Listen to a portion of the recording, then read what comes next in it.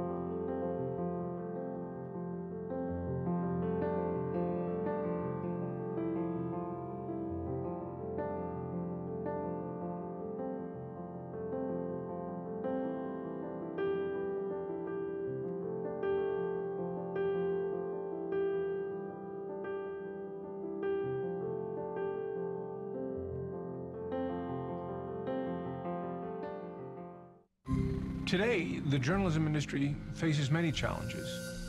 So we're introducing the Google News Initiative, our effort to enable journalism to thrive in a digital age. It will enable new models for sustainable journalism, elevate quality journalism, and ensure that technology allows journalists to do their jobs even better. Because when journalism succeeds, we all do.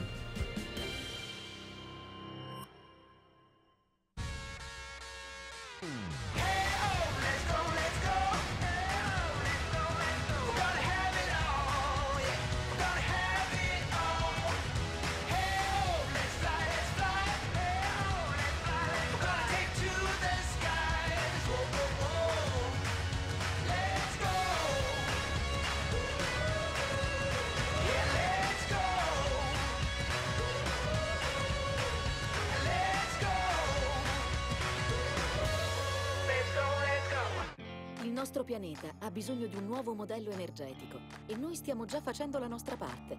Abbiamo ridotto le emissioni di CO2 nei nostri processi produttivi, trasformato raffinerie in bioraffinerie e il gas che produciamo in eccesso in elettricità. Usiamo energia rinnovabile nei nostri impianti e continuiamo la ricerca sul solare. Il nostro lavoro è produrre energia, il nostro dovere è farlo sempre meglio. Abbiamo l'energia per vederlo, abbiamo l'energia per farlo.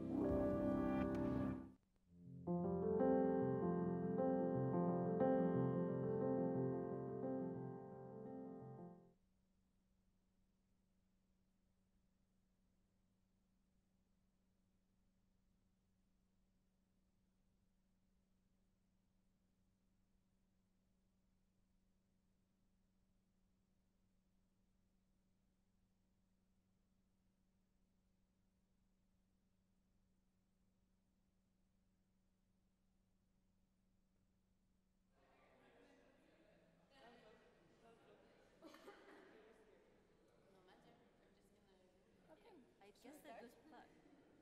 Okay. It's going to be great. You're going to have lots of laughs. I will give them a sign. Or because he's so no, I mean, no, I have been talking to him because he was at one of the, he had like a presentation. So I'm going to introduce you. Juha. Should we start? Yes. Hello, good morning. Thank you all for being here at this early time, for some journalists at least.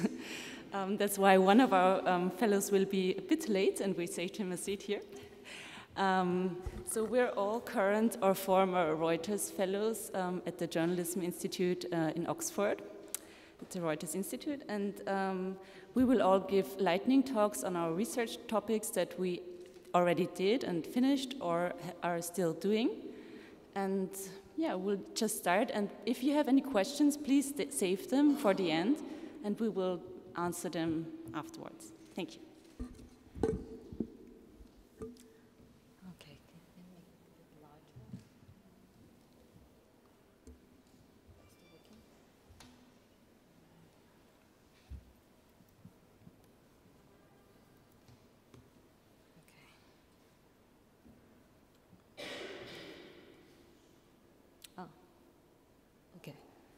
Okay, it's working. Great. Hi, I'm QingYi. I'm very grateful to be given the opportunity to present here the topic of my research. And I'll jump right into the background as to what led to the proposal for my research. Basically, if we think of journalism as a service, a public service, the accountability of a journalist is to the end consumer, which is the reader or subscriber. And then if we think of journalism as any old regular business and a newspaper as a product, the news media organizations have to be accountable to the shareholders. But unfortunately, the drive for survival makes news media a commercial-driven concern and a popularity contest rather than a public service with freedom of expression. And basically, according to the Freedom House, only 13% of the world's population enjoyed a free press in 2017, whereas at the other end of the spectrum, 45% of the world's population live in countries where the operating environment for the media is considered not free. So therein lies this two-pronged problem. Not only is journalism not financially viable, it is also one of the most dangerous professions in the world. So here's what's threatening journalists around the world. And basically, in light of these two issues, I began to think, pretty much all the usual questions, what type of news would readers pay for? Because clearly the content is not the public is not entirely averse to paying for content. We can look towards Spotify and Netflix and examples in other industries where consumers are willing to pay for them, for the content. And then perhaps the only way to find out is to turn this question to the media companies, which have already gone on sort of a fight or flight mode to survive. And I've sort of borrowed a term which is sort of in vogue in the business community, came up with my research question where, what tactics do news media organizations employ to survive in a volatile, uncertain, complex, and ambiguous economic and political environments? So that's my early hypothesis, as well as if I flip it around, I could put it the other way as well, where the more monopolistic the media ownership in any country, the fewer various streams that it employs, because there's really no need to figure out how to find other funders where you have the government funding your operations. And pretty much I'm looking at these countries, and I'm using the definition from Freedom House to define the free press as 1, a media environment where the coverage of political news is robust, 2, the safety of journalists is guaranteed, and 3, state intrusion in media affairs is minimal, and 4, the press is not subject to onerous legal or economic pressures. Basically, this is a map of the 2017 World Press Freedom Index from Reporters Without Borders. It sort of tallies with the one from Freedom House as well. And this is a quick look at what I've done so far. Pretty much, many of the media news outlets now have more than 1 or 2 sources of income, but many still really predominantly rely on advertisements or reader subscriptions. And I'll do a quick jump and, just to focus on Malaysia. So very briefly, the repression of the media in Malaysia can be traced back to the colonial times, where the laws were just left behind and not changed and kept intact. And then as time went on, the government decided to add more and more laws just to regulate the media. And then at one point, they were even discussing, and at this point, they are regulating the internet as well. They pretty much have the Malaysian Communications of Multimedia and Commission Act, where this commission is just to look at the internet. And the most recent one, and probably the most repressive, is the last one, the anti-fake news bill that just passed by a few weeks ago. Pretty much I highlighted this because that was one of the worst crackdown that involved 3 papers being sort of closed down momentarily, but the Star is still around, Watan has disappeared, and Sinchu Jipo is still around. The thing is, the trend of the papers shutting down after having their licenses suspended or revoked it still holds true today. And the reason they shut down afterwards mostly is because, after you've been suspended, you just lose the trust, you just lose advertisers, and pretty much in the end, you face financial constraints. And pretty much ironically, this clip also came from the Malaysian Insider, where they closed down in 2015, and then the same editor opened up Malaysian Insight, which also recently had to shut down, and both of them was because of financial constraints. And pretty much, I'll just zoom through this. And Malaysians are a bit notorious for not really paying for content, and pretty much they, I guess the media has to be really creative, and then they come up with a lot of other ways to fund their operations. And pretty much, what's next? I guess if we look towards the West for guidance, the idea is still to diversify the revenue streams, and but really my question is, will adding more streams help when there are oppressive laws at hand that sort of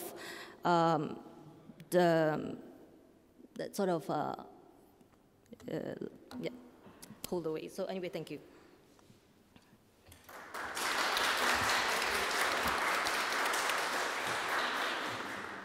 Okay, welcome, Stuart. So we're all complete now, and I will talk about a totally different topic. Hold on. Where is it?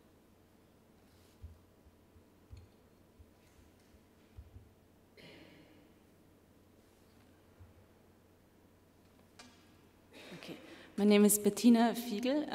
I'm from Austria, and my research was about data journalism in small newsrooms. The title is Bigger is Not Always Better, What We Can Learn About Data Journalism from Small Newsrooms. And just a quick explanation why I wrote or took this topic. I work for a newspaper in Wiener, which was founded 1703. It's the oldest newspaper that's still being published. And it's a bit, of course, a huge tradition, but also the newsroom is very traditionally. And I wanted to know if it's possible to do data journalism in a small newsroom like this, in a traditional one. And yeah, so I came up with my research question and my hypothesis that you don't really need to be big to do good data journalism. And I looked at companies, mostly in Germany, to find out if this is true. So the research questions are what makes great data journalism, how can newsrooms become more data savvy, and what are actually their advantages.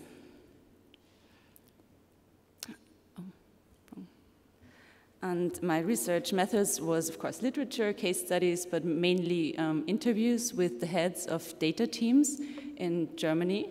I took Germany because it's culturally very similar to Austria, where I'm from, and there has not been much research yet. And those are the people I talked to, so you probably recognize the companies to the right. Those are the big ones. And to the left are more the small startups, like, for example, JournalCode is a small data startup in Germany. Correctiv is a non-profit in Germany. Dossier is a non-profit data outlet in Austria. Then Anastasia is a former Reuters fellow who's a freelance data journalist in Russia. And the Bureau Local was founded last March 2017, and is in London, and they connect local data journalism outlets. So I'll come to my key findings. Well, the first one is that data journalism is definitely a team sport. All of the teams I talked to really cooperate. And what was really interesting was that usually the sizes of the teams are quite similar. And it didn't really make a difference if it's a big newsroom or a small one. So you can see all the size. It's kind of ranging from 5 to 7. And they have very diverse backgrounds, which is interesting. So I talked to teams with physicists and city planners and coders and traditional journalists. So quite a range, but not so much in gender. So this would be the typical team I saw. But what was interesting is that often it was led by a woman. So yeah, And there are several advantages for small newsrooms. You can communicate better, it's easier to cooperate and experiment. One quote I got was, if we do something wrong at Berliner Morgenpost, nobody's going to see it. If we do something really spectacular, everybody will talk about it. And change can happen faster, so it's also easier to become enthusiastic, and there's more permeability because often it's necessary to really lobby as a data journalist and talk to IT and go up to people. And one best practice I found was, as I mentioned, Berliner Morgenpost, and it's really interesting because they're quite similar in size to my newspaper, so they're 90 in total. Data team is of 6 people right now, and you really can see that how it started. It's like this fairy tale story. Just within three years, Julius Ströger went out to New York and did internships at The Guardian and ProPublica and learned how to do data journalism there. And within a few years, they got so many rewards and journalism awards. And now, actually, people go there to intern and go back to their companies and start a data journalism team on their own there. And I talked to him a lot, to Julius, and he told me about the change that was happening in his newsroom. So usually it was a very traditional newsroom. It has kind of almost a dusty image, the newspaper, and then the editors started noticing when the data team did great things because their kids would come up to them and say, hey, I saw your newspaper is doing really great stuff, and then they started wanting to work with them. So the wanting really needs to come from the journalists. And, oh, I'm too long, I'm sorry. I will rush through. You already read the quote. It's good to make it personal by databases. It's good to give a gamification approach, is what I found. And crowdsourcing data journalism is also a great method. But I mean, my paper is already published, so you can read it online at the Reuters Institute's homepage. And collaborations are really essential for small newsrooms as well. And yeah, some challenges are the Freedom of Information Act, sometimes in countries like my own. And to get started, you should follow those things. And what's really important is commitment from the top and enthusiasm from the bottom.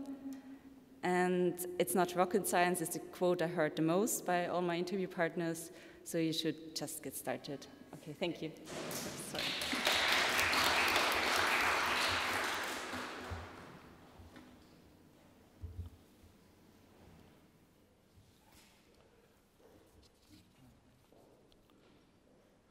Thank you so much for this opportunity. In the interest of time, and also because my research is still a work in progress, I will do things a little bit different from what they have been doing. My name is Ntibinyane. I'm a journalist from Botswana. Well, you are in the newsroom. You have been in journalism for some years now. You have moved through the ranks from a hungry and angry reporter to an editor. You have seen it all.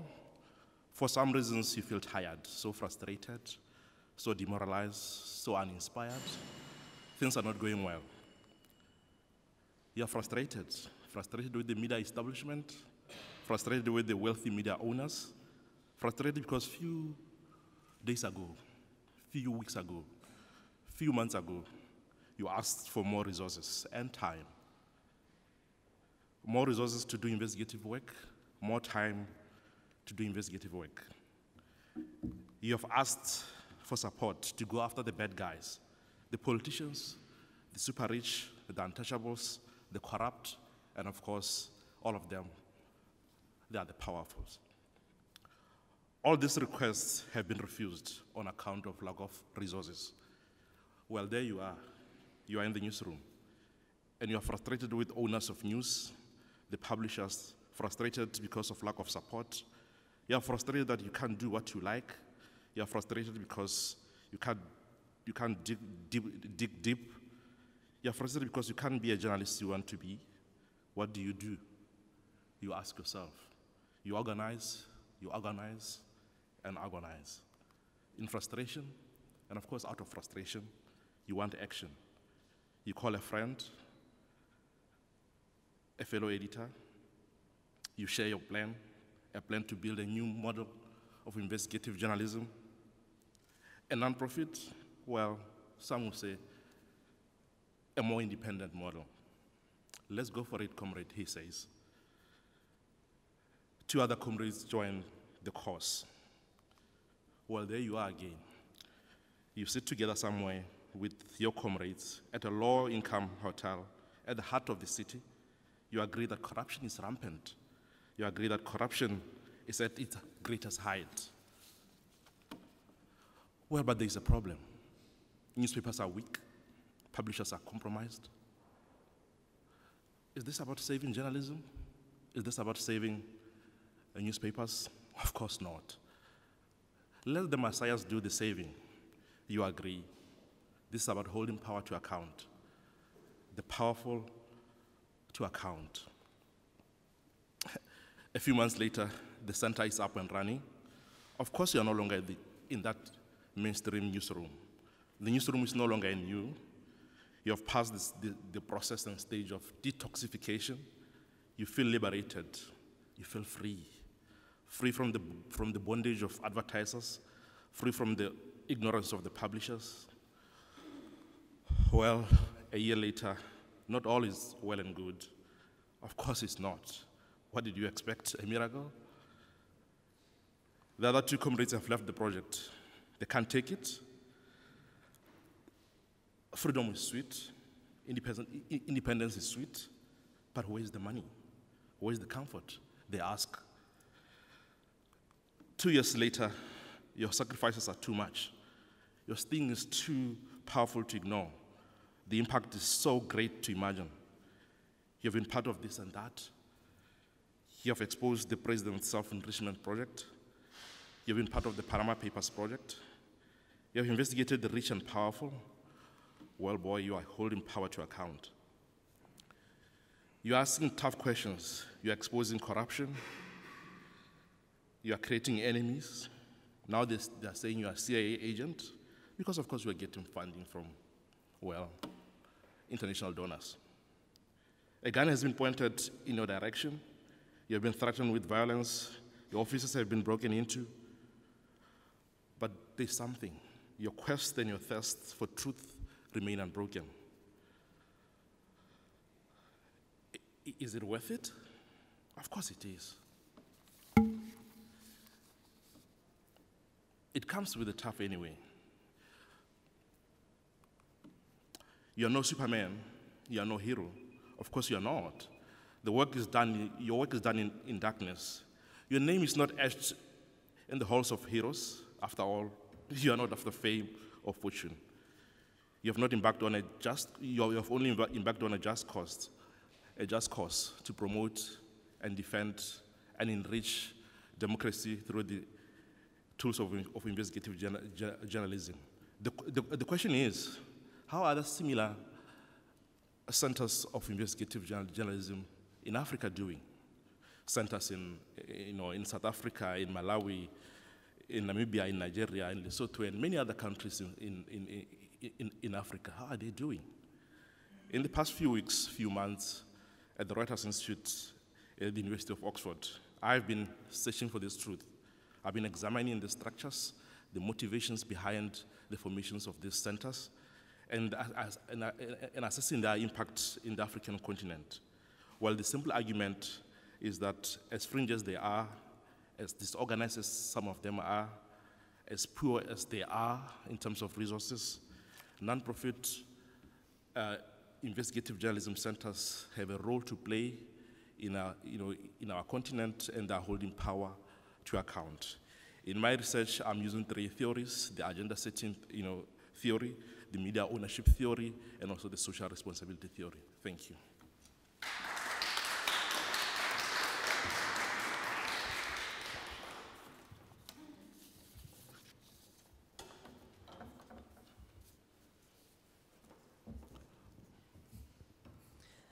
Hi, I'm standing up because I need to see my phone. So, I'm Emma-Leena from Finland, and I'm a visual journalist turning into a digital storyteller. And I've been studying that mobile phone screen, how to fit news on that tiny little screen. It's a challenge. Why I'm doing this? It's because there is almost 3.6 billion smartphone users in the world soon. And they read news in the bed, and they access news in the toilet. And there we want to be, there where they have time.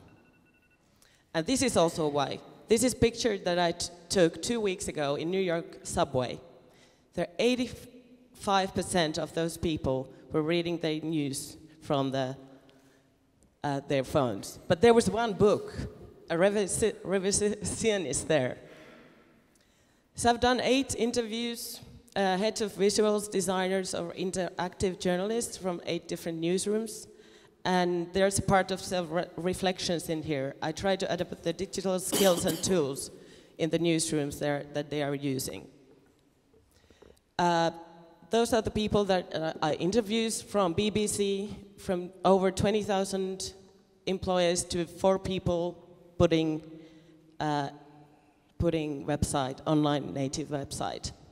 And there's the categories I put them in.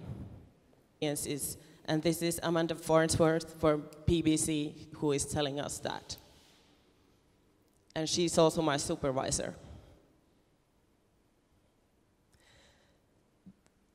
The best skills that you could have as a designer or a journalist is a sense of storytelling. And that's the first thing that everyone mentions when I ask, what is the best skill to do? Of course, you have to have desire to learn and maybe start with the visual things. This is Larry Buchanan from New York Times, where they have privilege to start with visuals. They have a huge department of visual journalists who start with the visual ideas and do them themselves. Cooperation is the buzzword nowadays. So people cooperate within the newsroom and outside the newsroom.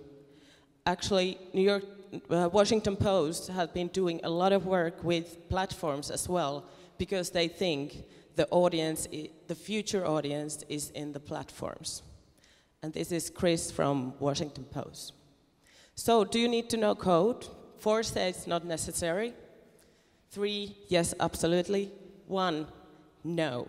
Because you can do this stuff with PowerPoint, like you can see.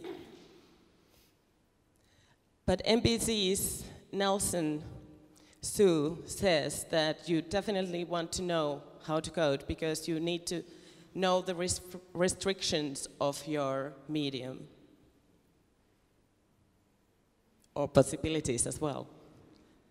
So 85% of New York Times interactive content were not touched at all. So where does it leave the interaction? You don't hide anything behind tabs, but you need to have interaction because it helps explore data and be more transparent to the audience. So The Guardian's Theresa Malone is coming next to say that it gives people more meaningful content by interacting with the pieces.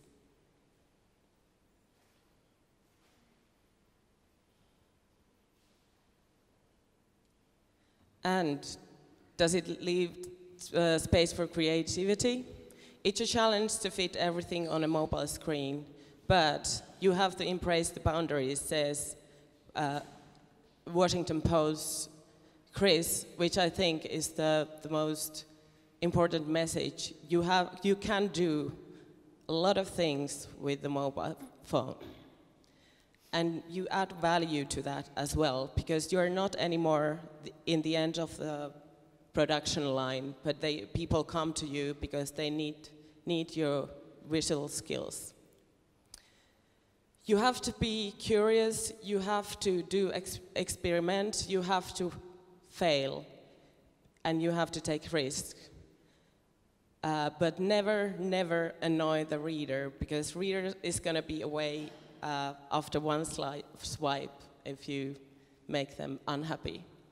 have empathy for the reader. So you have to think a lot about that, what reader and the audience wants. And that's putting David there.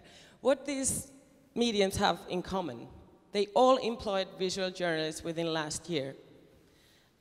And they will continue to do so. There are a lot of visual profession out there. Visualization builds trust, it shows, and it helps understand the world, and mostly it engaged people to the media. Thank you.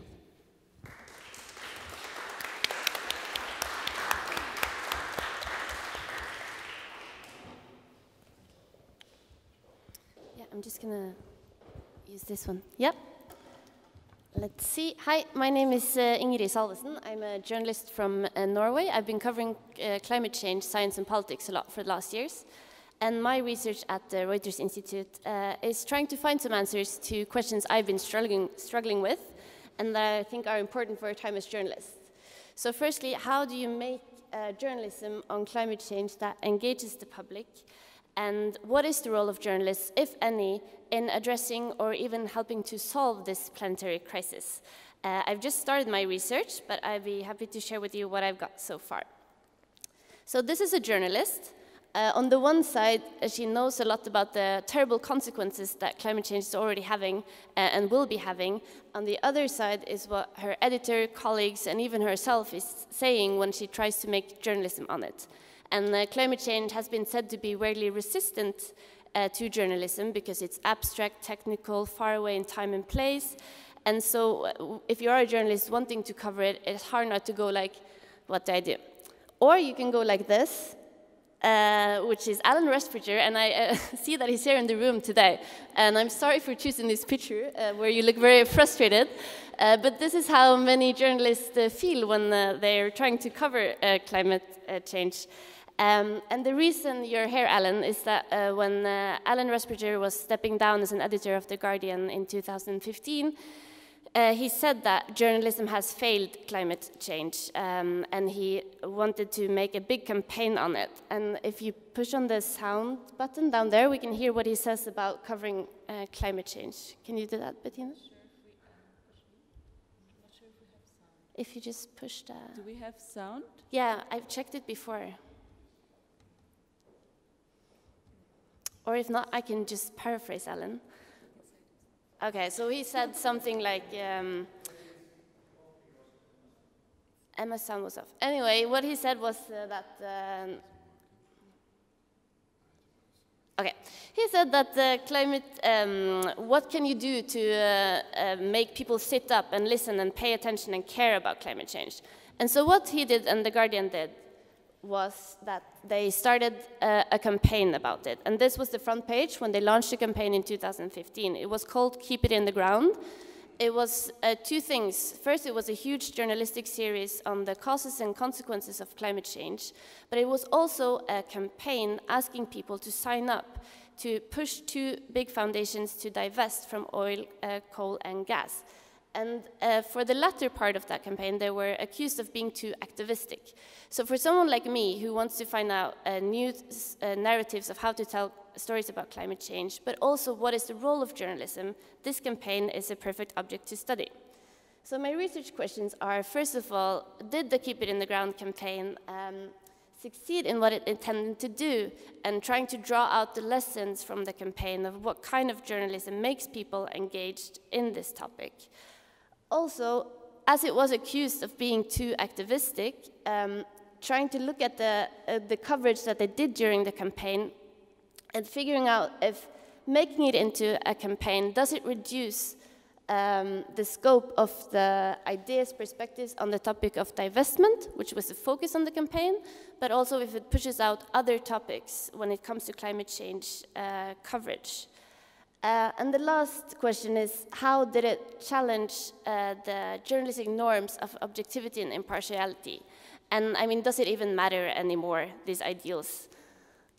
The methodology I'm using to do this is I'm going to interview core actors within and outside of the campaign. I'm also doing a content analysis of some of the journalism that was made during the campaign and comparing it to climate change coverage in a newspaper that is similar in reach and profile. So I choose the New York Times.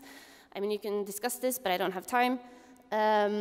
And I'm contextualizing all of these findings with literature on the objectivity ideal, on the nexus between activism and journalism and the history of that.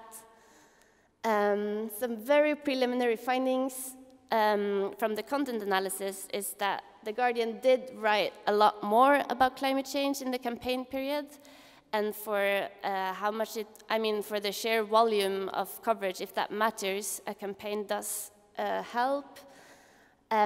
This is also from the content analysis. You can see that The Guardian wrote a lot more about divestment than the New York Times did within the campaign period. It's not that surprising since the campaign was about divestment, but it will be interesting to break it down and look at whether or not other topics were pushed away or pushed aside. I've also looked at the tone of the coverage. And this is, as I said, very preliminary, but you can see that the coverage in The Guardian can be deemed to be a bit more activistic than the coverage in the New York Times. Maybe not as surprising because they come from very different traditions, the two newspapers, and they're also part of two different media systems. In the UK, the papers are a bit more partisan or activistic in their tone than they are in the US. I'm reading a lot about the holy grail of impartiality in journalism and looking at how it's differed traditionally in the US and the UK and Europe. Also for context, there is a huge tradition of newspaper campaigning in the UK. And so it is, people are used to papers taking a stance on issues. And so why is it suddenly so much more activistic when it's about climate change, you can ask? Like, what does that tell us about our society or the journalism that we do? I'm looking into the history of environmental journalism and how it's always had a very conflicted relationship with activism.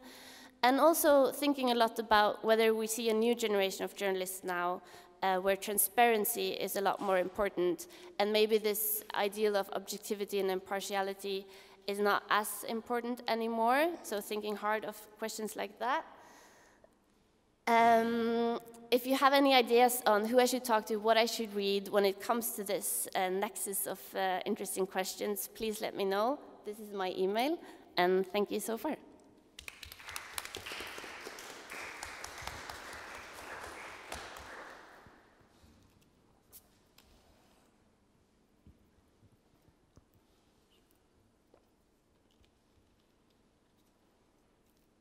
Great. Okay, so I'm also from Norway. I was a US correspondent up until Trump happened. And so I would like to know how many of you have lied today? Raise a hand. It's a bit early in the morning. What about this week? Probably. Most of us lie about 2 times a day. We mostly lie about small things. We make ourselves look better, we make maybe our friends look better. We know that young people lie a little bit more than older people. Men lie more than women. And there are some people who lie more than the great majority. And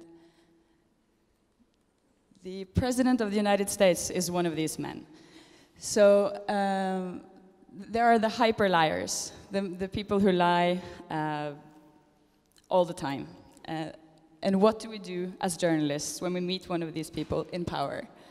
So we've known that Trump has lied a lot for a long time. This is from the first 6 months of his campaign, and you can see that PolitiFact give him a 68% mostly false, or pants on fire. That's 68% of what he's been checked on was a blatant falsehood or a blatant lie.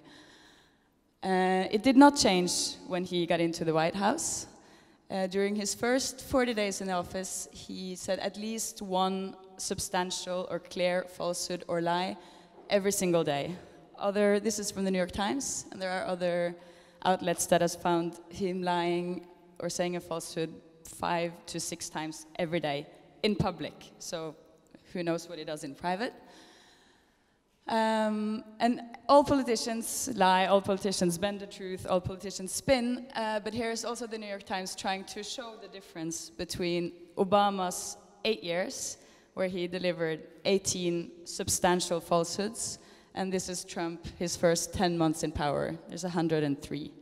So this poses a new challenge for journalists, especially political journalists, and it also comes in the midst of the fake news, the post-truth crisis, where disinformation is already making people confused, and there's a lot of skepticism to the media as it is. So I wanted to know how journalists deal with the lies and falsehoods, and if the amount of falsehoods coming from the very top, if it has changed the way political journalism works. So I interviewed journalists and fact-checkers in the US and in France. I'm just presenting the US findings here. I interviewed most of the big players in the US media, and I looked at the choice of words, what words they choose to use when they describe these obvious or less obvious falsehoods. So what do people say? This is a huge problem. This also challenges the very American goal of objectivity. How do you say that the president is a liar? There's a lot of focus on the headline. Like here we have, these are both from BuzzFeed. One saying that Trump actually lies. This is a very bold and unusual headline. And then the other one is a bit softer, saying claims without evidence. But what they all focus on here is to present in the headline that this is wrong. The more classical approach, this is from the Washington Post, they strengthen fact-checking departments. The New York Times had the same approach. Now it stops. They just said, we want to do more good journalism. They strengthen their White House team. They just say, we're just going to continue to do what we did. There's been a lot of discussion about how to call a lie a lie. If you should say, here they say, this is the Huffington Post. They also take a quite bold approach compared to the more traditional outlets. And this is again BuzzFeed that says he lies straight out. They're the most courageous ones here. And there you have the Wall Street Journal. They take a very, very soft approach. They say, they don't even use the words lie, and the same goes with NPR, National Public Radio. They choose to really, really emphasize the neutral, if there is such a thing, the neutral stance in this. And what we know is that when a lie is repeated, it sticks. Even if you do like these people have done in the headline, say it's not true, people remember it. So about a grand majority of Republicans, for example, still believe that Obama was born outside of the US, even though this has been proven wrong a million times. So the Washington Post told me they tried to cover actions and not words to not focus too much on all the lies and see if he actually fulfills his campaign promises. They tried to use more sources off the record. They have a couple of stories with 30 offline sources from the White House. But the problem there is that that does not really generate trust in the audience, because it's very easy to question. And I talked to another political journalist who said he now doesn't even believe what he reads in other newspapers, because he knows how hard it is to report from the White House. So what we know is that the old dance between the sources and the political journalist has changed. Everything is thrown out. There's a new tune, there's a new relationship, and it's still being decided. People don't really know how to deal with this. So the conclusions is there's a disagreement on the choice of words. Should you use lie? Should you use falsehood? Should you, how to present the headline? Newer outlets like BuzzFeed and Huffington Post seem to adapt quicker to this new and very quickly changing political environment. There's obviously an agreement that things have changed and everybody is searching for solutions. Thank you for your attention.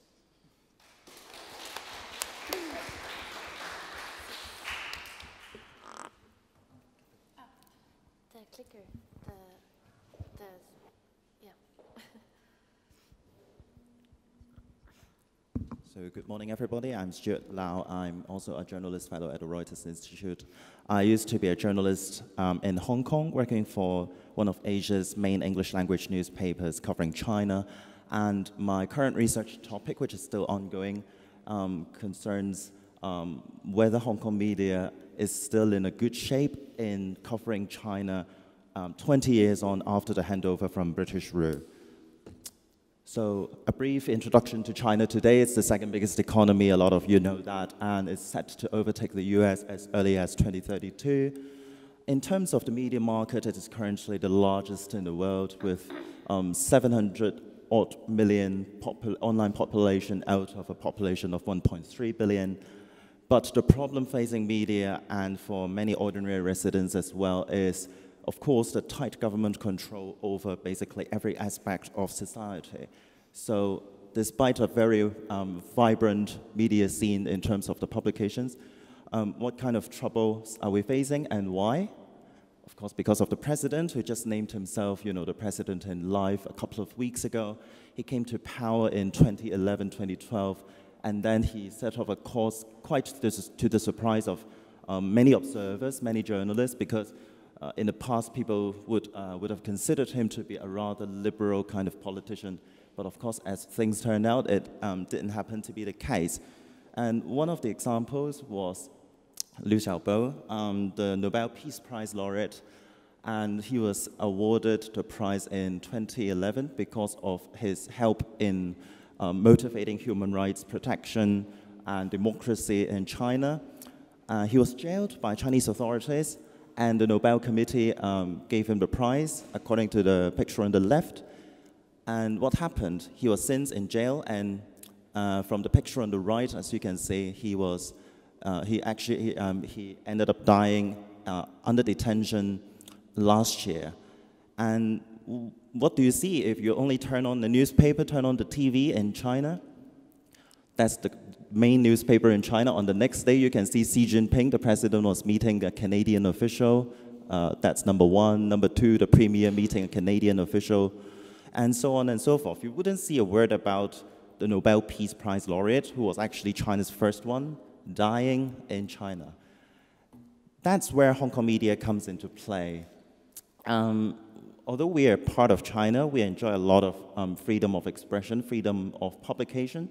So these are the main pages on Hong Kong's main Chinese language and English language newspaper. We cover the death in very, very great details, running obituaries of what who the man was. And why is that? Because of Hong Kong's unique history. The picture on the left was dated back in the 1980s. That's when Hong Kong was still a British colony, and the leaders were negotiating Hong Kong's future, and they ended up giving Hong Kong a lot of freedom unseen in mainland China. Ended up in the picture on the top right-hand corner, the handover ceremony. And of course, all of you might have remembered the Umbrella Revolution or Umbrella Movement in 2014, giving Hong Kong people a lot of political freedom to go on the street. But that also highlights the lack of political freedom because Hong Kong people, they are still fighting for democracy. And what's happening? As China is growing stronger, below are the three areas of study that I will go into. The first is that major media outlets in Hong Kong, they are increasingly in the hands of moguls with business interests in mainland China. The TV channel on the left is the most liberal TV channel in Hong Kong. And a few months ago, 30% of its shareholding actually went to one of the four main developers, property developers in Hong Kong. Whereas on the right, the main English language newspaper, the South China Morning Post, has been bought by China's richest man, Jack Ma, of the Alibaba Group 2 years ago. So what's happening? The second aspect I'll be looking into is self-censorship. Well, self-censorship has always existed in Hong Kong. But the change is, it is stepping up. And according to this leading author in Hong Kong, a media studies author, he calls the situation more and more institutionalized. And he actually identified 20 ways to self-censorship in Hong Kong nowadays, and he broadly categorized the phenomenon into 8 subgroups. And I think the first 3 are actually quite scary in terms of the problems facing Hong Kong media workers. Like they are asking, for example, the bosses will be asking for balanced reporting, but that's usually tilted towards those in power, like you have to get this kind of people for comments to be balanced. But a lot of times, from the journalist perspectives, it is actually not balanced because you're actually giving them too much exposure, too much media reporting, and on the other hand, you're not giving equal opportunities for democracy people, democracy groups, for example. And the second one is how you have blind belief in authorities and government sources, because a lot of times the Hong Kong government will be giving you a lot of information which you cannot really verify. But I'll stop there and go into my third category, which is the Chinese state security agencies. They are directly manipulating Hong Kong media.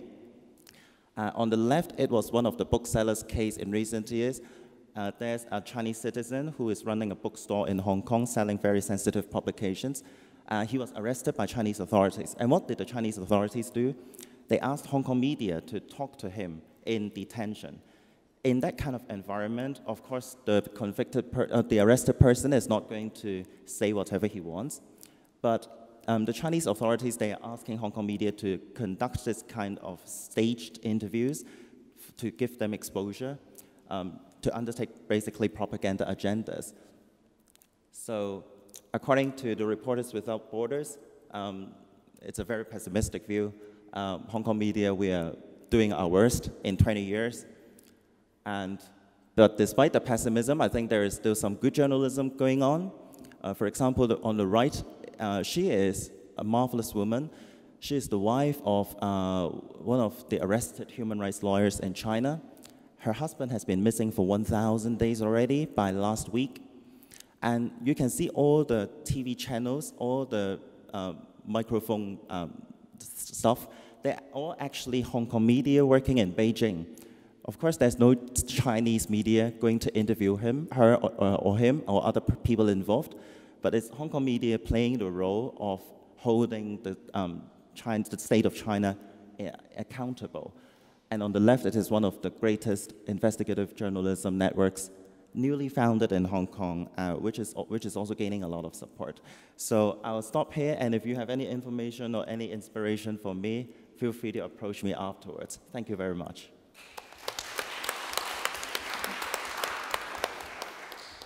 Yeah, now, as promised, we still have some time for questions. If you have any, we're happy to answer them. Yes.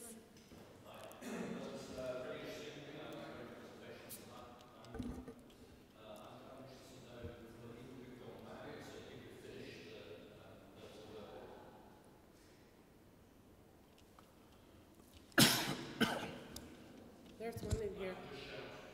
This is. So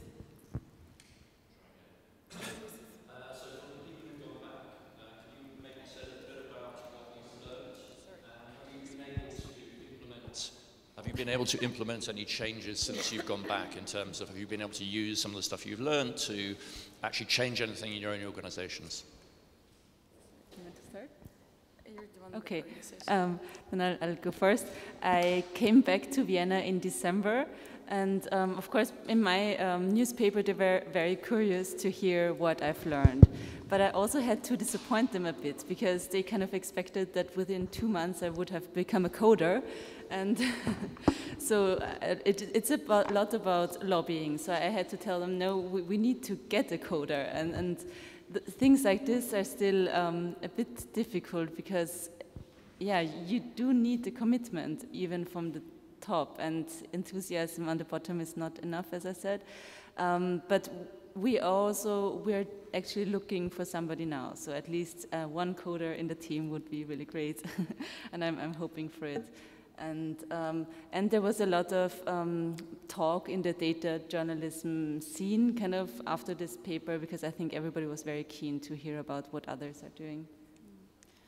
Well, based on a couple of the interviews I did for this, where there was a strong call for more transparency in reporting and how we did, I've been trying to propose that to my newspaper, and the editor-in-chief is very open, but he says, I have to do it. You know, on top of all, it's not that I'm taking out of the daily news circle to start something. He said, this is great. Can you also hold a presentation for this staff? So, I mean, it's the constant lack of resources, but they're very open to, I mean, they also want to learn what we learned, so it's been very useful. Yeah. So if there are no more questions, we're happy to answer them one-on-one, and we stick around a little longer. Thank you.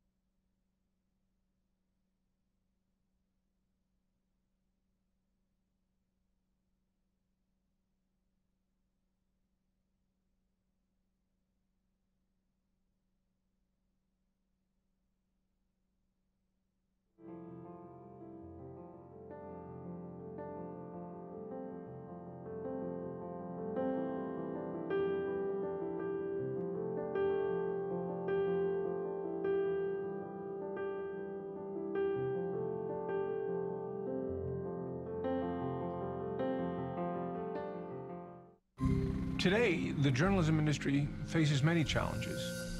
So we're introducing the Google News Initiative, our effort to enable journalism to thrive in a digital age. It will enable new models for sustainable journalism, elevate quality journalism, and ensure that technology allows journalists to do their jobs even better. Because when journalism succeeds, we all do.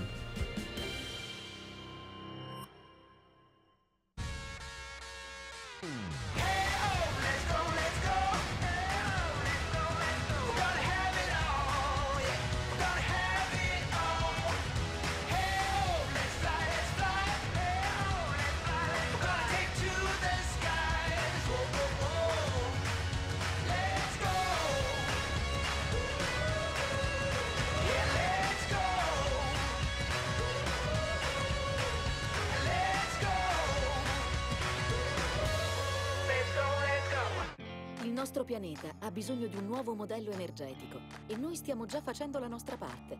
Abbiamo ridotto le emissioni di CO2 nei nostri processi produttivi, trasformato raffinerie in bioraffinerie e il gas che produciamo in eccesso in elettricità. Usiamo energia rinnovabile nei nostri impianti e continuiamo la ricerca sul solare. Il nostro lavoro è produrre energia, il nostro dovere è farlo sempre meglio. Abbiamo l'energia per vederlo, abbiamo l'energia per farlo.